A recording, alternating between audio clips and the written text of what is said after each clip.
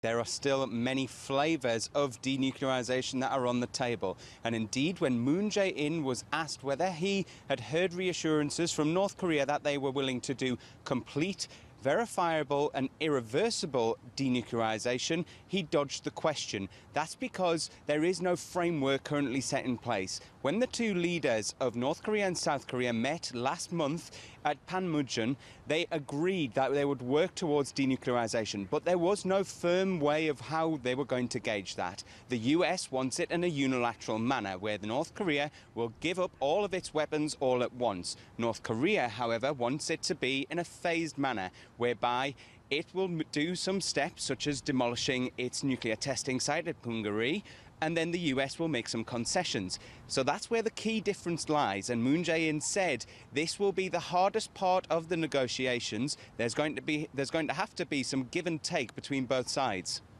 Moon Jae-in appears to be critical to what's been happening. Every time we see pictures of him with Kim Jong-un, the two men are really smiling at each other and hugging and appear to be getting on.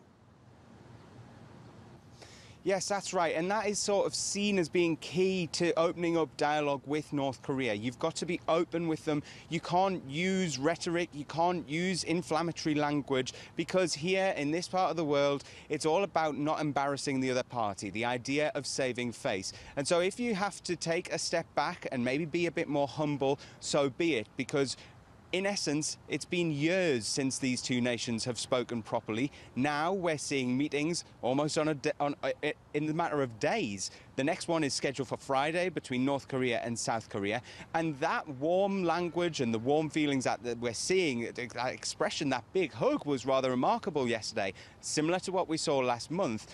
That is all key to allowing these negotiations to go forward, and it's one of the sticking points where the US has so far faltered.